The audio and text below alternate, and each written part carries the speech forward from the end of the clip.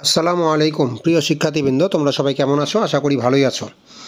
আজকে আমরা নবম শ্রেণীর গণিত ক্লাসে তোমাদের স্বাগতম জানাচ্ছি। নবম শ্রেণীর গণিত ক্লাসে আজকে আমরা এখান থেকে আলোচনা শুরু করব, অর্থাৎ 52 পৃষ্ঠার এখানে একক কাজ আছে। এই একক কাজ নিয়ে আজকে আমরা আলোচনা করব। তাহলে চলো শুরু করা যাক। এই একক কাজের উপরে কিছু বিষয় আছে, এগুলি তোমরা নিজেরাই করে নিবা, রিডিং করে নিবা। এখানে একক কাজে দেওয়া আছে ক নাম্বারে গুণোত্তর ধারা নির্ণয় করো।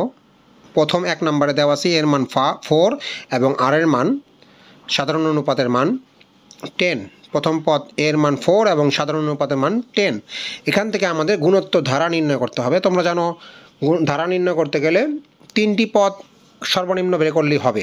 4টি পদ বের করা যায়, 5টি পদ বের করা যায়, 3টি পদ সর্বনিম্ন বের করতে হবে। তাহলে আমরা বের করি। দেওয়া আছে এ সমান 4 এবং আর সমান 10। গুণোত্তর ধারাটি সমান তোমরা জানো এই সূত্রটি উপরে দেওয়া ছিল, এ প্লাস এ আর স্কোয়ার, এভাবে এ আর কিউব প্লাস এ আর 4 এভাবে চলবে। তাহলে এর মান 4, দ্বিতীয় পদ এর মান 4 আর এর মান 10, তৃতীয় পদ এর মান 4 আর এর মান 10 স্কোয়ার। তাহলে প্রথম পদ 4, 4 × 10 = 40, দ্বিতীয় পদ, তৃতীয় পদ 10কে স্কোয়ার করবা এবং 4 দ্বারা গুণ দিবা, তাহলে হবে 400। তাহলে আমাদের প্রথম ধারাটি নির্ণয় হলো। 2 নম্বরে দেওয়া আছে এর মান 9 এবং আর এর মান 1/3। তাহলে এখান থেকে আমাদের পদটি গুণোত্তর ধারা নির্ণয় করতে হবে। তাহলে গুণোত্তর ধারাটি এ প্লাস এ আর স্কোয়ার প্লাস ... এর মান 9, দ্বিতীয় পদে এর মান 9 এবং আর এর মান 1/3, তৃতীয় পদে এর মান 9 এবং আর এর মান 1/3 এবং স্কোয়ার আছে, স্কোয়ার হবে।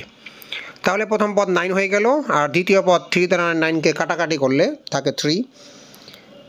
এখানে তৃতীয় পদে 3 স্কোয়ার অর্থাৎ 9, তাহলে সামনের 9 নিচের 9 কাটাকাটি যায়, তাহলে 1 থাকে। তাহলে ধারাটি হবে 9 + 3 + 1 ... 3 নম্বর ধারাতে দেওয়া আছে এ এর মান 1/√2 এবং আর এর মান -√2। এখান থেকে আমাদের ধারা নির্ণয় করতে হবে। গুণোত্তর ধারাটি সমান এ প্লাস এ আর স্কোয়ার প্লাস ... এর মান 1/√2, দ্বিতীয় পদে এর মান 1/√2 ইন্টু আর এর মান -√2, তৃতীয় পদে এর মান 1/√2 ইন্টু আর এর মান -√2 স্কোয়ার হবে। প্রথম পদ 1/√2 এটা হয়ে গেল। দ্বিতীয় পদে এই √2 নিচের √2 উপরে √2 কাটাকাটি যাবে, তাহলে -1 থাকে। তৃতীয় পদে √2 স্কোয়ার অর্থাৎ -√2 স্কোয়ার অর্থাৎ 2 হয়, রুটে স্কোয়ারে কাটা যায় এবং মাইনাস স্কোয়ার অর্থাৎ মাইনাসে প্লাস হয়ে যায়। তাহলে উপরে 2 নিচের √2, তাহলে আমরা জানি একটি 2 সমান 2টি √2। তাহলে উপরে একটি √2 নিচের একটি √2 কাটা থাকে এবং থাকে একটি √2। এভাবে 1/√2, দ্বিতীয় পদ -1, তৃতীয় পদ √2, চতুর্থ পদ ... এভাবে থাকবে। এরপরে আমরা যাব দ্বিতীয় খ নম্বরে। অপু 12তম সপ্তাহে কত টাকা ব্যাংকে রেখেছিল? উপরের উদাহরণ অনুসারে অপুর মাটির ব্যাংকে টাকা রাখার গুণোত্তর ধারাটি হচ্ছে 248 প্লাস ... প্লাস 8192। এটা উপরে আমরা পেয়েছিলাম, দেখো তোমরা দেখেছিলা, এই যে 51 পৃষ্ঠায় যে ধারাটি দেওয়া আছে, এটা মাটির ব্যাংক থেকে এটা ধারাটি আমরা নির্ণয় করেছিলাম। তাহলে এখান থেকে 12তম সপ্তাহে কত টাকা ব্যাংকে রেখেছিল বের করতে হবে।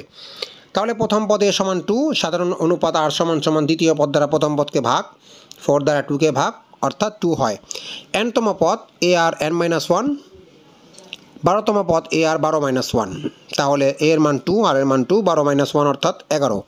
তাহলে 2 পাওয়ার 11 এবং 2 দ্বারা গুণ দিলে হয় 4096, অর্থাৎ অপু 12তম সপ্তাহে ব্যাংকে রেখেছিল 4096 টাকা। এরপরে গুণোত্তর ধারার প্রথম n সংখ্যক পদের সমষ্টি নির্ণয়।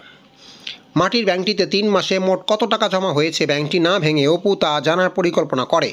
তার মাথায় দুটি ভাবনা উকি দেয়। প্রথমটি হলো 3 মাসে অর্থাৎ মোট 13 সপ্তাহে, 3 মাসে 13 সপ্তাহ হয়, যত টাকা জমা হয়েছে তা প্রতি সপ্তাহের টাকা হিসাব করে নির্ণয় করে যোগ করা, কিন্তু এটি অনেক সময় সাপেক্ষ ব্যাপার। আর দ্বিতীয়টি হলো এমন কোনো ব্যবস্থা অনুসন্ধান করা যায় যার মাধ্যমে সরাসরি মোট টাকা জানা যাবে। অপুর অনুসন্ধানী মন দ্বিতীয়টিতেই স্থির হয়, অর্থাৎ 13 সপ্তাহে মোট কত টাকা হবে একটি সমাধানে বের করতে হবে, এমন তার মনে অনুসন্ধানী মন। গুণোত্তর ধারাটির প্রথম পদে সাধারণ অনুপাত আর এখানে দেওয়া আছে, এগুলো তোমরা পড়ে নিবা। দেখো 52 পৃষ্ঠা শেষ। তারপর আমরা 53 পৃষ্ঠা এখানে কিছু আলোচনা দেওয়া আছে, এগুলো তোমরা সূত্রগুলো দেখে নিবা। এরপরে দেখো এখানে তোমাদের মনে আছে তো অপু 13 সপ্তাহে টাকা সঞ্চয় করে কোন ধারাটি পেয়েছিল? হ্যাঁ, ধারাটি ছিল 24816 ... 8192। ধারাটির প্রথম পদে সমান 2, সাধারণ অনুপাত r সমান 2, পদ সংখ্যা n সমান 13। সূত্রটিতে মানগুলো বসিয়ে অপুর 3 মাসে সঞ্চিত মোট টাকার পরিমাণ বের করো। বের করে বক্সে আমাদের বসাতে হবে। তাহলে আমরা বের করি, চলো। দেখো এখানে আমরা লিখতে পারি উদাহরণ অনুসারে ধারাটির প্রথম পদে সমান 2, সাধারণ অনুপাত r সমান 2। এটা কিন্তু যেহেতু সমষ্টি বের করতে হবে এই জন্য 1 এর সাথে কম্পেয়ার করতে হবে, 1 এর থেকে বড় 2। পদ সংখ্যা n সমান 13। যেহেতু ধারাটি n পদের সমষ্টি a × rn - 1 / r - 1। 13 সপ্তাহে মোট সমষ্টিতে মোট টাকা a × r পাওয়ার 13 - 1 / r - 1। এর মান 2, r এর মান 2, 13 - 1, নিচেও r এর মান 2। নিচে 2 থেকে 1 চলে গেলে 1 নিচের এক দাম নাই।